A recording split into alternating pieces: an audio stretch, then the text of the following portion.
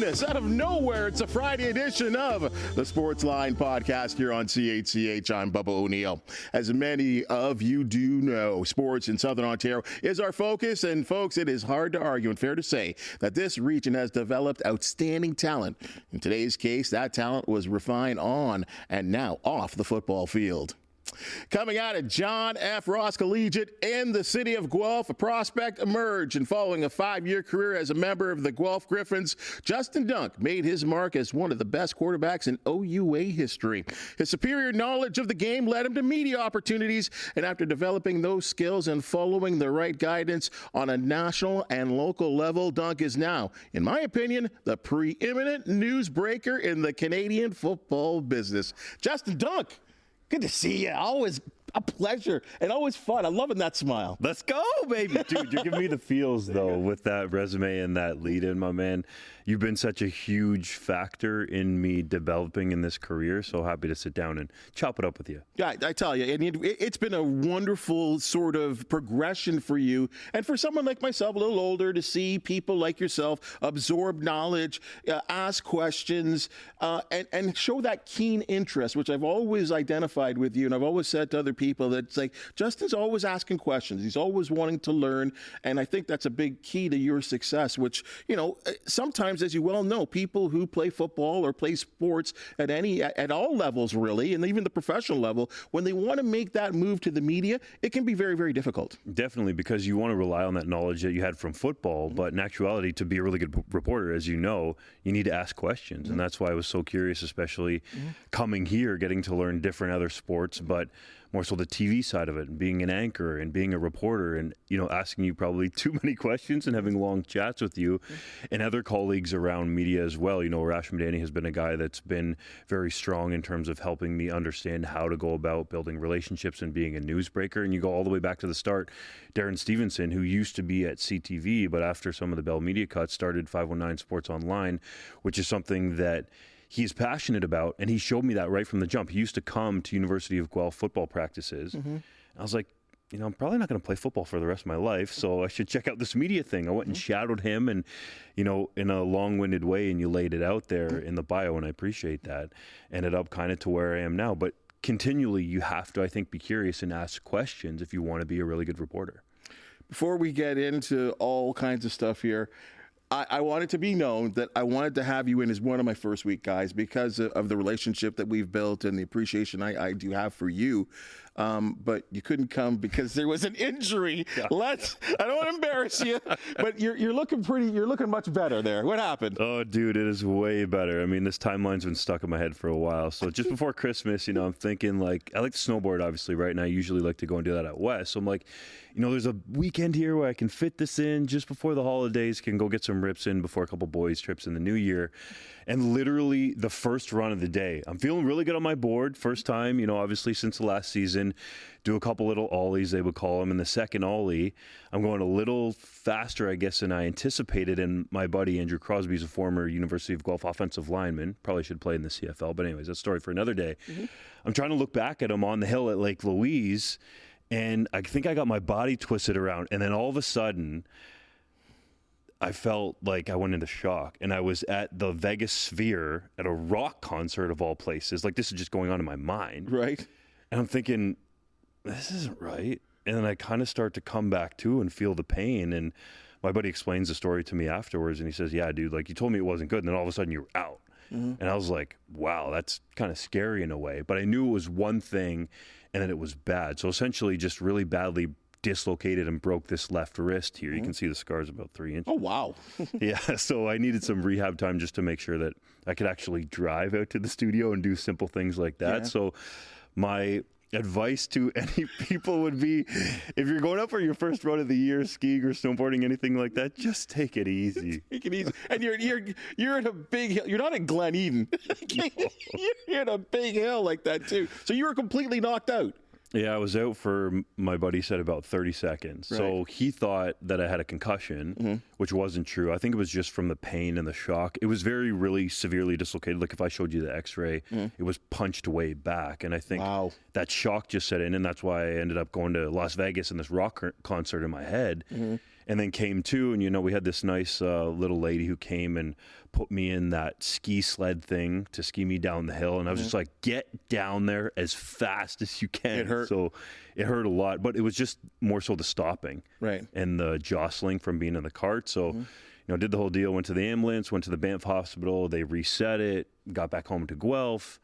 Fortunately, got lucky, got quick surgery, had surgery actually on Christmas Eve, so that was a nice way to spend it, but I was happy to have it done. Wow. And then now, man, we're on the road to recovery. The key, I want to get back to I might just be a golfer now. But you're a kind of guy that does a lot of different things. You've always been that way. We showed a little montage of you of some of the things you did here at CHCH, just kind of throwing Frisbee in the wind. Like, you did all kinds of stuff, which was great to see. But, let's talk to some about the CFL stuff right now. And I think it probably got to be good for you because we had this free agent frenzy, we'll call it. They borrowed the name from the National Hockey League. But it's kind of come down. It's quieted down. And I think really just looking forward to training camp now. Definitely. I mean, there's the CFL Combine process too, right? That'll be at the end of March. The national version of it will be in Winnipeg, and then you kind of go through the draft stuff, which the team at 3DownNation follows very closely. But yeah, you're right. Like, to the more sort of lay CFL fan, it's more about training camp now because a lot of those pieces are in place. And, you were asking to have me in, but, at that point, I was just hoping that I could text enough to keep up with all the free agency news because of the broken wrist. And fortunately, I was. And I really like the way that CFL free agency is set up now. The league doesn't like calling it this, but the legal tampering window that you have for about a week where teams can fly players in if they want, right? If it's a pending free agent, like let's use Tim White as an example. If the Ottawa Redblacks wanted to fly him to the nation's capital, they could have done that and really get to know people. So I like the way that it's worked out for the players from that perspective, but also selfishly from a news breaking perspective. It's kind of slowed things down because the old way of free agency used to open at noon on a day, somewhere in mid-February. And it was just like go, go, go. Like, you had to be texting and calling as fast as you could.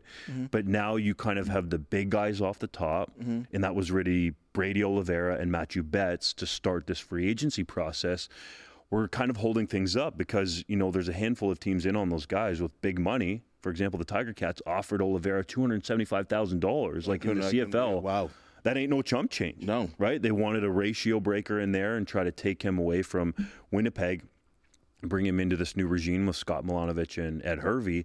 But there were other teams in the mix too, right? Toronto, to a smaller degree, BC had a significant offer on the table. But, ultimately Oliveira came out and said this after he wanted to be in Winnipeg. So you kind of have to wait till those big ones happen, and that's kind of where you focus your energy. I won't give a lot of the secrets away, but you kind of go through your list and have everything ready and understand how things are going to break and what you need to follow. I have to say, from a media standpoint, my side of the media, and even as a fan, I appreciated this type of free agency, the hype, and I know that I kind of had to tag on to every.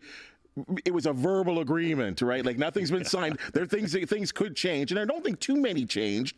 But I thought it was really, really fun to get that hype going. And I think what does the National Football League do better than anyone else? Hype, chatter, talk, reaction, hot takes. And I think you actually got some of that combined with the social media aspect all across the nation. I talked to a couple of people across the nation about what the Tiger Cats were doing. And then, of course, my interest was like, hey, what's going on in Saskatchewan? What's going on in BC? So I think the CFL did do a really, really wise thing there. I think, as you said, they probably didn't want to do it. They don't like doing it. But in terms of creating interest, they certainly did a good job. I want to know about Justin Dunk and why football.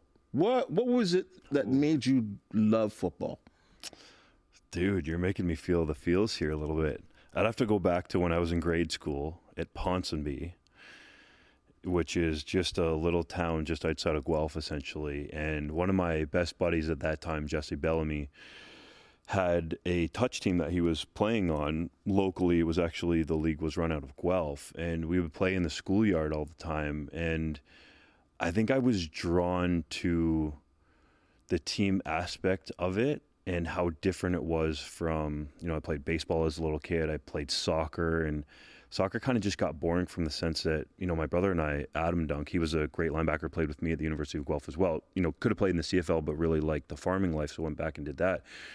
We got bored of soccer because we were just dominating teams. So we were playing all these other sports. We played a lot of pond hockey, never really got into that rep side of it because I didn't kind of feel like that was a fit from a cultural perspective, right? And, that's come out with some of the stuff we're seeing with Hockey Canada right now. But football just had this unique team aspect to it, and it had this allure to me to it. And it wasn't something that you could, I feel like, just pick up and do right away, that you had to develop bonds with people, right? Like kind of similar to how I operate now with 3DownNation.com or when I was at CH, is that you're only going to be as good as your team. And I really like that aspect of it. I played a lot of golf when I was younger too. I've gotten into tennis now, and those are different in their own right where they're individual, but the football part really grabbed me and brought me in. So I credit Jesse Bellamy and his dad, Rick Bellamy, for developing that love and passion. And Rick was an old school guy, ran his construction company at a really high level, still has it. And Jesse's gone back and gone in that now. And Jesse went on to play at the time, it was the University of Western Ontario. Now it's Western Ontario. Played with Michael Fald. So we were playing against each other, right, which was kind of funny, but he got me into that, right? And I don't think he knew how he changed my life and how his dad changed my life, because they showed me from a sporting perspective how to go after something. I knew that from a work ethic perspective because I grew up on a family farm just outside of Guelph, just beyond Guelph Lake there, Dunk Farms Limited. So I knew about hard work, right? That was easy. That was second nature. But what I didn't know about was how to apply that to football and how to get better. And those are lessons that I still think about today, growing up on the farm and playing football. But it was really that. And then taking it to the next level where, I started to watch it. But back in those days, games weren't readily available. So when you could watch Doug Flutie playing for the Toronto Argonauts, which is etched into my memory, and then got lucky one time because our minor football association in Guelph, if my memory serves me right, goes down to the Dome, and you see this dude, Flutie I'm talking about, in like a cut-off crop top shirt right here, right? And you think like, man, he's not even that tall. But he looks cut like a superhero, running around on the field, obviously making so many defenders look stupid, throwing for 5,000, 6,000 yards, running for a bunch of yardage and touchdowns too, that you're like, man, I want to be that dude. I want to be that game changer. So I think it was a combination of the Bellamys, bless their souls, and watching Doug Flutie. It's amazing. And you would go on from the high school levels to Guelph University, Prospect. And, hey, I'm not going to embarrass you here. I want to show some video here. Like, Doug, I remember, and this is my kind of young days on television here, and of course these games were more televised. These games were more readily on television now. It's a shame we don't get more university football games on television. But I just remember going, this guy is like a Michael Vick. Like I'm not trying to embarrass you, but look at the visuals that we're putting on here. Like, you did some really, really magical things with your legs and your arms. You were a good quarterback. What do you attest that to? And I hear you were a good leader too. Man, it could have been better as a leader, but I will say it was just this passion, and I think you understand it. Like when I came in here and saw you today, screaming, "Let's go!" Like, just be excited about what you're doing. And I think being a good quarterback came from a couple of different things. Number one was honestly Rick Bellamy, and sort of, drilling that in my head that if you want to play quarterback, you're the guy that touches the ball every single play. And when it was touch football and we started at that, you're throwing every down, right? So the offense relies on you completing passes and being successful. And yes, you could still run and touch in those days, and you can run and tackle, but the offense relies on you every single play to make a smart decision. So it was the Bellamys. And then when I was in high school, you mentioned at John F. Ross, Michael Falds was there before me, who had gone on after high school to play at St. Andrews College. Won, I think it was a Golden Horseshoe Bowl down at Skydome with, our mutual media colleague Donovan Bennett at the time. Went to the University of Toledo, backed up Bruce Gradkowski, who was in the NFL for a while. Then came to Western University and had a great career there, obviously. And I remember watching him through the fence at John F. Ross when I was in grade 7 and 8 at King George, and thinking like, I want to be that guy. And I can be that guy. And then going to see the steps that he went through and following his career showed me that, this is actually possible to be a kid from a small town, because I wasn't raised in the city of Guelph. I was raised outside in a town called Guelph Nickel Township. Not a lot of people know, but it's tiny, right? So literally small town.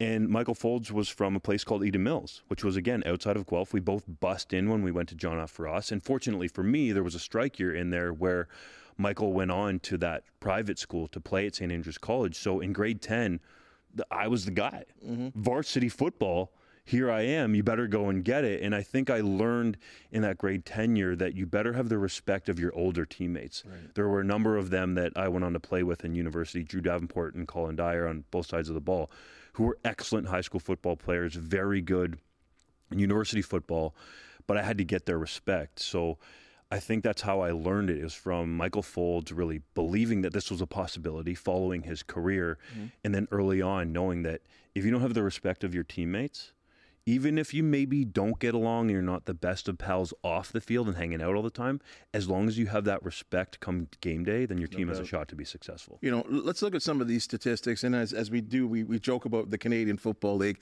Sometimes, I don't know what it is with this country. Like, finding statistics sometimes can be really, really difficult. Now, I believe these are as close to as true. I don't know how much you remember.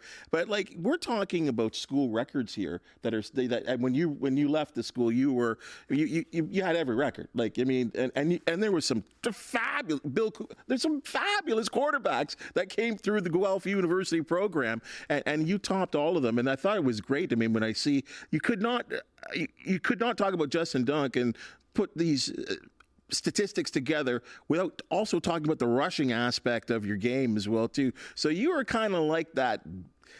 The quarterbacks we see today, we talk about Josh Allen. Like, we talk about guys that are mobile and, you know, Lamar. Like, these are guys that maybe playing ball like that at the time, it was more about the drop back guy. You kind of developed those different kinds of skills, which made you obviously a little bit different, and I guess in some ways hard to bring down. Yeah, you're taking me back down memory lane, which I usually like to just forget and kind of be the media version of me these days. But I will say the passing yards were a little bit higher than that. They were in the 9,000s, but I think you got a passing touchdowns right, 63, which is pretty high in the OUA record book. And then the rushing yards, man, it was so hard to put together, but credit for you for finding that. It might have been a little bit higher than that, but anyways. Being that guy at that time, though, I will say that I felt like I was just a little bit too early in terms of really getting a CFL shot. Because I can remember going through the process, and after my first year at Guelph, when I started, I think it was 4 or 5 games, my first start ever came against Ricky Foley, which was terrorizing, but also good because he went on to have a long, successful career, multiple Grey Cup champion.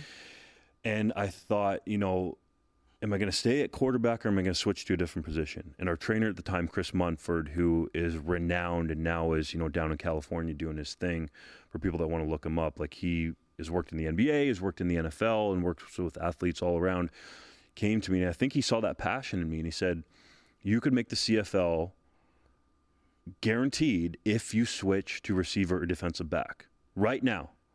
But here I am thinking, well, Guelph hasn't had a quarterback half decent in nice terms for a long time here.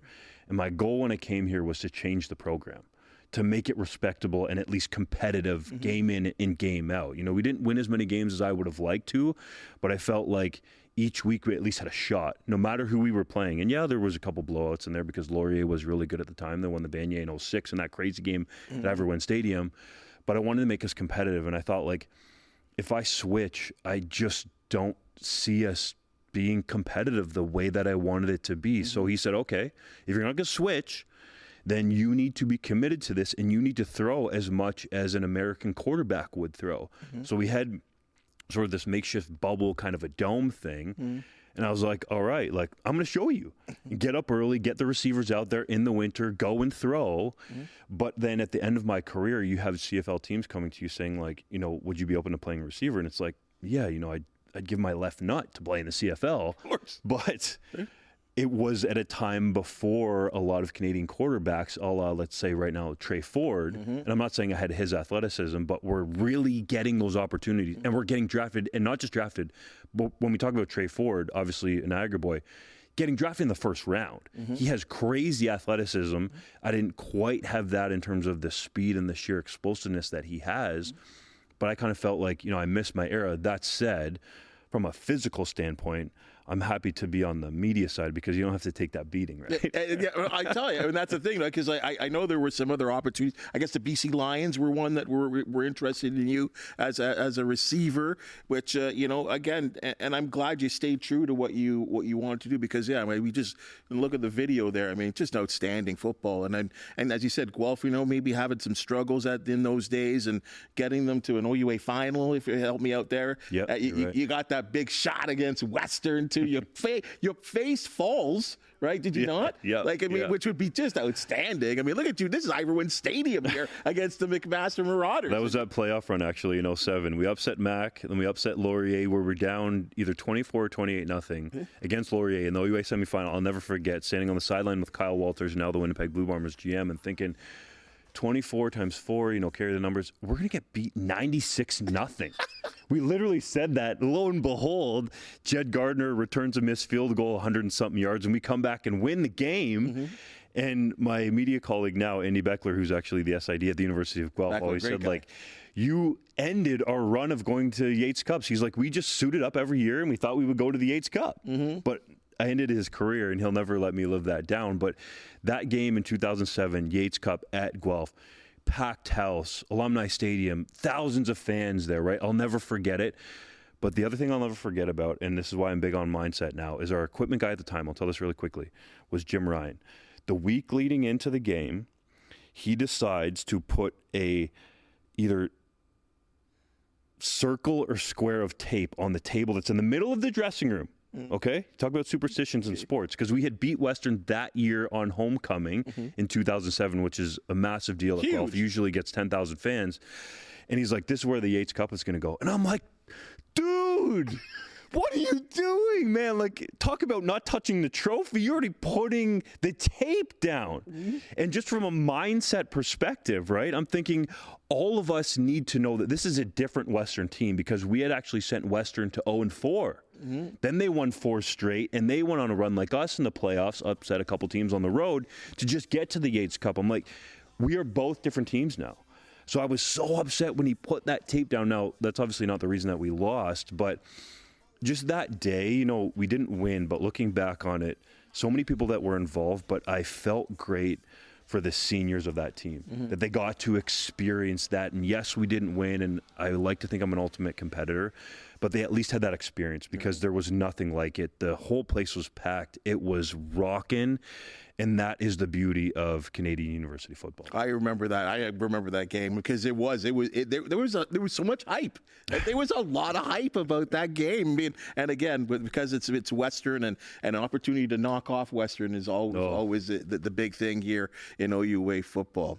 Now, so then the football career morphs into something, and it morphs into an opportunity to write for the school paper and contribute there. And then other opportunities, The Score, OUA TV, Sportsnet are there. Kind of explain to me how you morphed into the media side of things. Yeah, I just kind of went after it, right? Same thing as wanting to be a really good quarterback. And I realized, as I mentioned earlier, Darren from CTV, who's now with 519 Sports Online, that I need to start to use some of those connections. So Darren was actually a reference for me to get me into the Ontarian through that interview, which at the time was like the biggest deal of my life. And for the people that don't know, like, the Ontarian actually is an independent student newspaper at the University of Guelph that pays. So I was like, instead of going to college and learning this in a journalism program, I can get some on-the-job training while I hustle at the other end. And Darren knew a guy by the name of Jamie Stein who worked for CFL.ca. So forget the combine year that it was. It might have been 2011 combine, which I think was Enoch Muamba blowing it up when he went number 1, was my first combine. And I just got in there and said, hey, I'm willing to do anything possible, right? Paid or unpaid, just to get some bylines on CFL.ca at the time. And I ended up carrying that through, and I really kind of built this niche where I felt like I don't think that Canadian prospects, either going to the NCAA or going to the CFL or going to the NFL, are getting enough coverage. So little did I know, I'm starting to build this Rolodex of guys and scouts and agents and respected coaches in the league, because I wanted my content to be high quality. So I wanted to say, if Bubba was going to come and read my article on this prospect, that he knew that this was a real honest take on where this guy was now in his potential and upside. So And from someone that's played the sport. Yeah, I mean, I guess that helps. Sure it does. I kind of, like to think of my media doings as they stand on their own. Right. But I guess from the outside, that is, a valid take. So that's kind of how I approached my content. And, I think other people saw that, right? I had known Tim McAuliffe from covering my games, as you mentioned, just to get those highlights. It'd be great to see games on weekly, but Timmy was calling those games on a weekly basis. So I got to know him, and I think he saw that passion. So he actually told me, go out and get some experience. And when there's an opportunity at the Score, because that's where he was at the time before the TV part split and went to Sportsnet, he's like, we'll see if we can get you in there. So I spent a year as the staff writer and I guess video analyst for the Hamilton Tiger Cats in their internship program, which I am eternally grateful for because I followed the team for a year, was there all the time, was at practice, was at all the games, sort of understood how it worked behind the scenes, and a position opened up at the Score, near the end of that season, and went to the Score and just, kept at it, right? Talked to people whenever I could, asked them how my highlight packs could be better. You know how that is when you're in the trenches grinding it out, and then you see how they go about their business. So I would say probably the biggest break came when actually I had an injury to my left hand at that time with a cast on. The Score had just sold its television rights to Sportsnet, which you know all about. And I think the year was maybe 2012. So they had the Canadian University football rights, and they wanted to go after it in a big way, kind of do it like College Game Day in the States, where they had a desk set up at each game of the week. And Tim McAuliffe was going to call the game, so I thought, this is my shot. I got to get in there. But at the time, I was nervous. I literally had my girlfriend at the time sending my emails to people for me, to Greg Sansoni, because I was like, man, I don't know if I could write this email properly.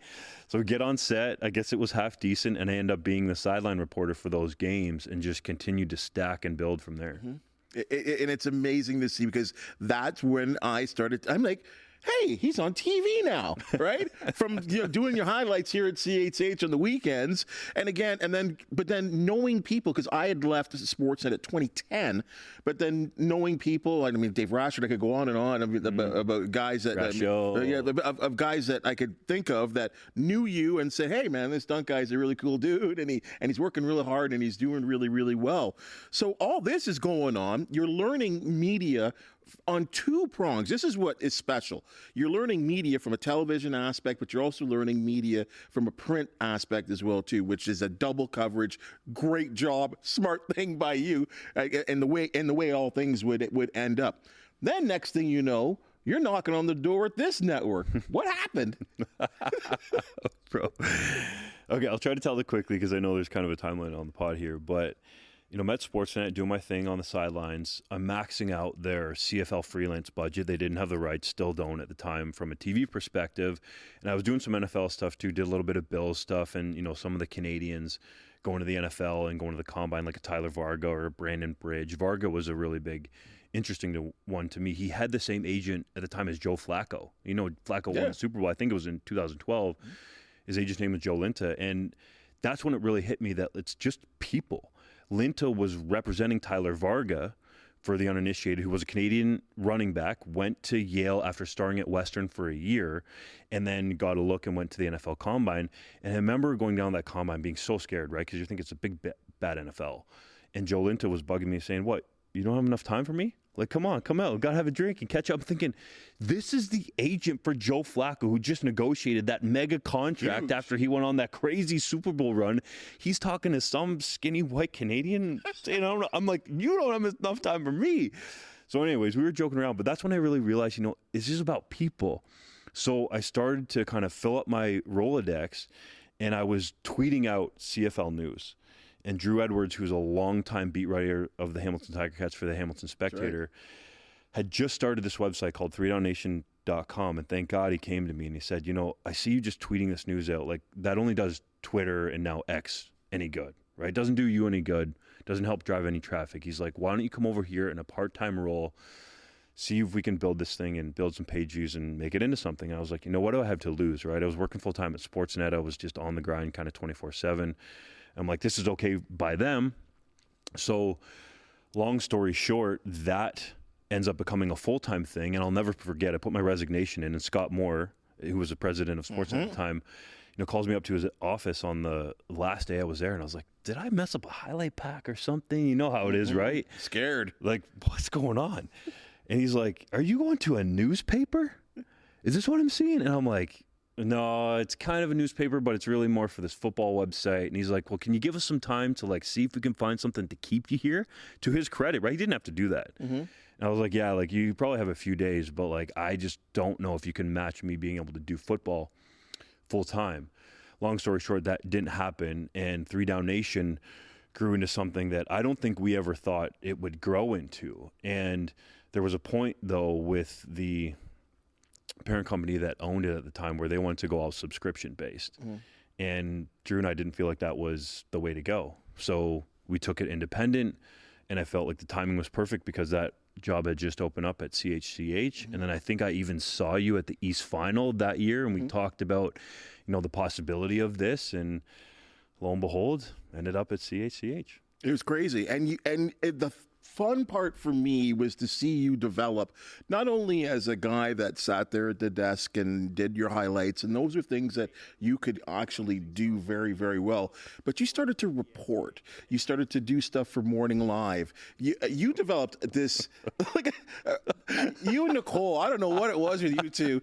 And people would write me about it. Like, it's like, are they married? Like it was funny. Like, you guys developed, and that's the fun part about television, is developing, as you say, developing those relationships, because people start to like that stuff, right? And they start to say, and to the point that when you left, look at this, Dikembe Mutombo, right? Like, you did your sports stuff, but when you left, it's like people were like, what happened? Where did he go? Right? Because you had really developed a nice relationship with people at this station, and you learned other skills.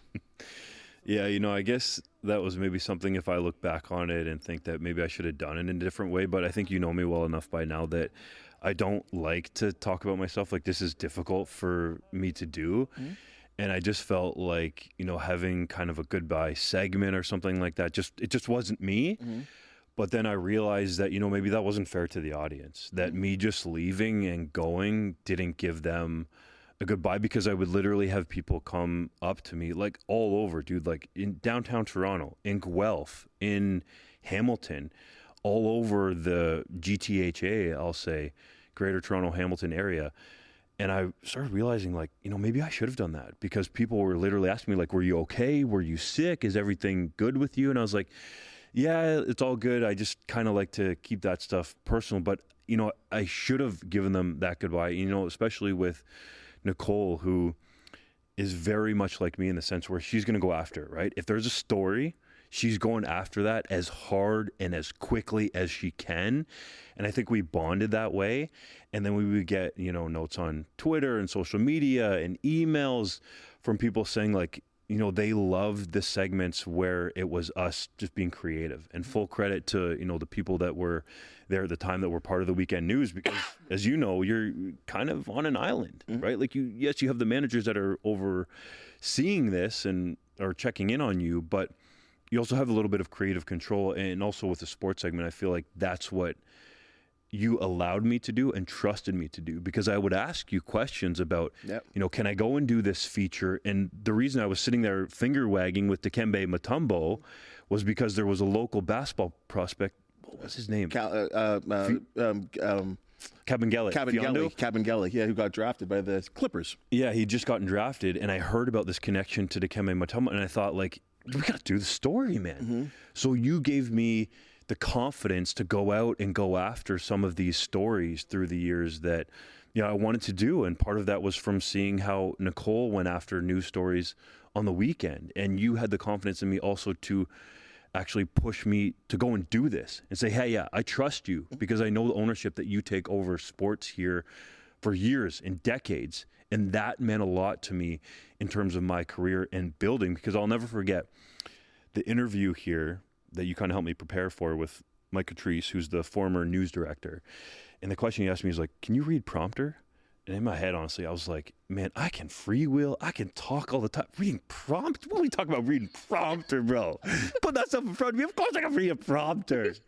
But to him, from a news perspective, that was a big thing, right? So obviously I gave him a decent answer, and that part was easy to me. But the confidence you really helped me develop, especially from a TV perspective. So I appreciate that. Right, man. Like, I mean, you had the willing and the need and the want to do it, and that's why I always told you, if you have a question, just ask me. I don't care. Text me, phone me. I don't care, because I want you to succeed.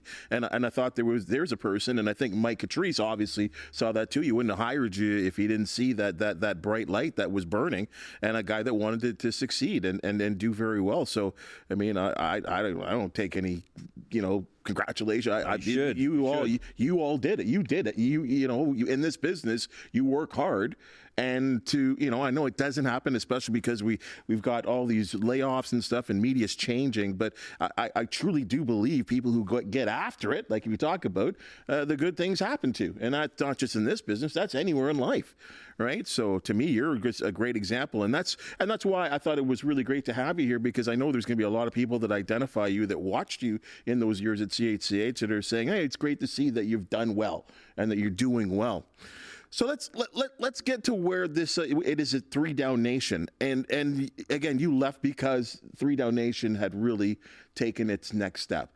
And right now, again, as I talk about it, you're breaking news. You are telling news. You are telling people about football and featuring Canadian athletes like we've never seen before. And it's become, I mean, with all due respect to a national network like TSN, you guys are pushing them now.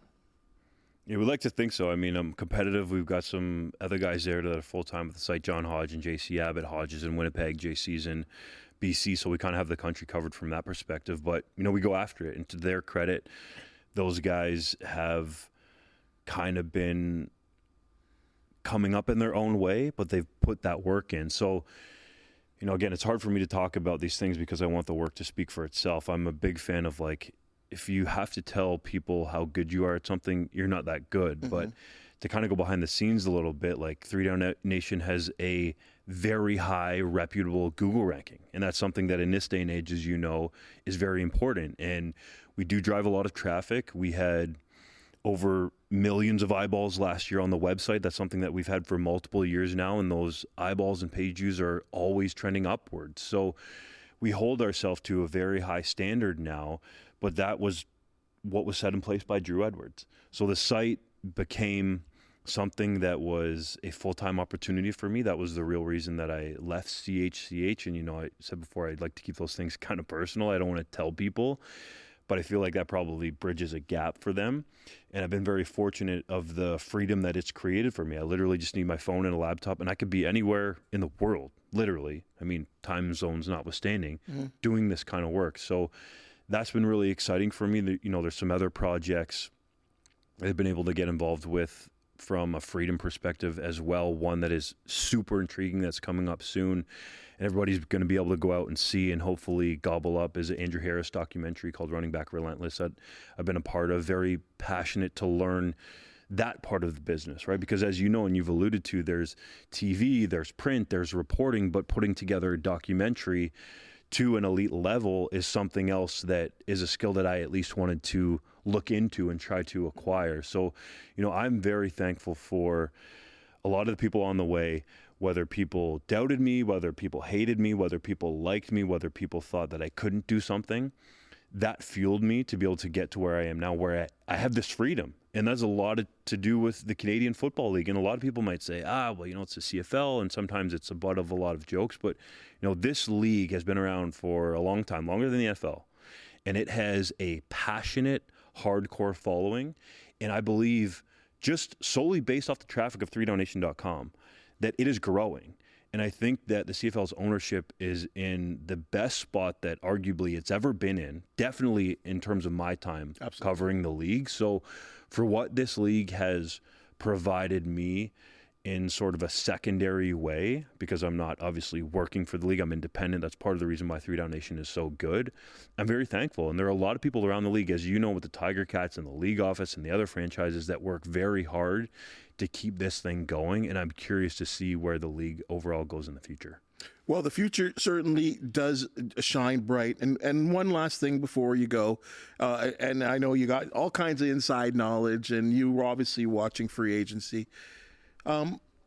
It's early right now because so many things can change with training camp.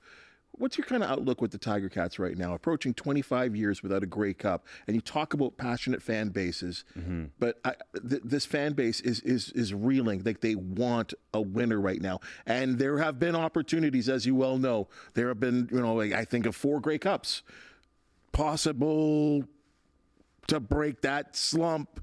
Hasn't happened. Changes up top, changes on the field. Your thoughts? I'll say the one most interesting tidbit that I've heard recently and haven't shared anywhere else except for right here, right now, is that Scott Milanovic is very detail-oriented. And I'm not a big proponent of cliches, so I'll give you the example as to what that actually means, right? Because one thing for players, the coaches say, you got to be oriented on the details, right? You got to be on your details. But I've heard that when you're in the building there with Milanovic, every single minute is obviously focused on winning and getting better. And that might be something that people would think, well, yeah, that's what it should be. But it wasn't quite that way before. And I'm only going to give the insight on the Milanovic side. It's like every single minute is scripted out, what you're doing. If you're in a meeting, are you in a workout? Are you in physio or getting rehab, right? Every single minute is accounted for. And I don't think it was quite that way the regime before. And there are a lot of people that will tell you, talking to some of the players, that they like how direct Milanovic has been. And we've seen that from a media perspective too, right? You ask him, who's your starting quarterback going into the year? And he says, Bo Levi Mitchell's job to lose, right? With all due respect, you ask Orlando Steinauer in other years, and I get there's a competitive sort of tip to this, but he might not tell you. Or he might say, well, Jeremiah's our guy for week 1, Masoli back in the day, but we don't know who it's going to be for week 2. So I think the direction that Milanovic has and the specific details that he's going about behind the scenes and letting guys know where they stand can help this team. So I'm intrigued to see, because of the defensive pieces that they've brought in, right? Brandon Barlow on one side. Sorry, Argos. In the middle. Yeah, exactly. Jamal Peters taking those 3 guys away. And, people inside the Argos will say, oh, that's fine. The Tiger Cats went and overpaid for some of our guys and took them, and they'll talk about Barlow being a rotational guy, and can he be a starter? But he had 9 sacks as a rotational guy. Like, there's some intriguing upside there, which is why the Tiger Cats want to pay him around $200,000 to bring him here. So, all that said, I think the offensive line is solid. There's some playmakers there. Obviously, with James Butler, getting Tim White back, I think, was critical. But it's going to come down to quarterback play and protecting the football. Bo Levi Mitchell knows that. Taylor Powell knows that. And I saw some flashes and some glimpses last year of vintage Bo Levi Mitchell, specifically the Saskatchewan game where it was at Mosaic Stadium. He came in for one drive there, led a touchdown. And then some people were wondering what was going on with the quarterbacks, or was he hurt? He was fine. That was the plan all along. But I was like, that's the Bo that I remember. That drive. So I'm thinking that, especially a couple seam balls, I think there was one in particular, a seam throw, that was like, that's Bo. But I think what a lot of people need to remember with Bo is, like, that shoulder injury that he sustained in 2019 with Calgary was devastating. And some of these injuries I think that he's had have been fluky. Yes, you need to stay healthy and be on the field, but like the broken leg last year on Ottawa on a kneel down, like, that is just something that's a fluke, right? It has nothing to do with how bad he wants this. And even the adductor in Toronto was just kind of scrambling in the end zone, lets it fly. He got pushed, and then boom, 4 weeks. Yeah, exactly. So I think, obviously you got to keep him healthy, but Powell's a very young and intriguing prospect. You like him? I really do. I really, really do. And I think Milanovic and the staff there does as well. They still think, there's obviously some things he needs to work on. But I like the ability that he showed to pick up and be comfortable in the Canadian game very quickly, which is something usually most Americans struggled with. Johnny Manziel struggled with that for his whole career up here. So I think Powell sees the field decently well. I would imagine they want to get him to be able to go through some of his progressions, a little bit faster and in the way that Scott Milanovic is going to want. But I like where this team is at from a sort of a directional standpoint under Milanovic and Hervey. And I think that is going to help this roster potentially be successful. I still think there's some question marks there, right? Like, is there another bona fide playmaker in the receiving corps other than Tim White? I do think Terry Godwin can be really good, and I think he had an underrated season with 3 guys throwing him the football. But we need to see some of these other guys step up, and Omar Bayless. And maybe for people that are in Steeltown that saw him for a short little bit, this is Justin McGriff. He's got the size and the speed, but, we'll see. We'll see. I think it's definitely intriguing with where the Tiger Cats are at, what they're doing. You have to like that they solidified the lines, and the offensive line is solid. That's one thing. If you have a solid offensive line, some quality Canadians, and a quarterback who's playing at a decently high level, you have a shot in the CFL. Mm-hmm. You know, Justin, I'll tell you, I'm looking forward to the season already from a standpoint of the media standpoint, the fun point of seeing the guys on the field, the media standpoint that you guys certainly provide.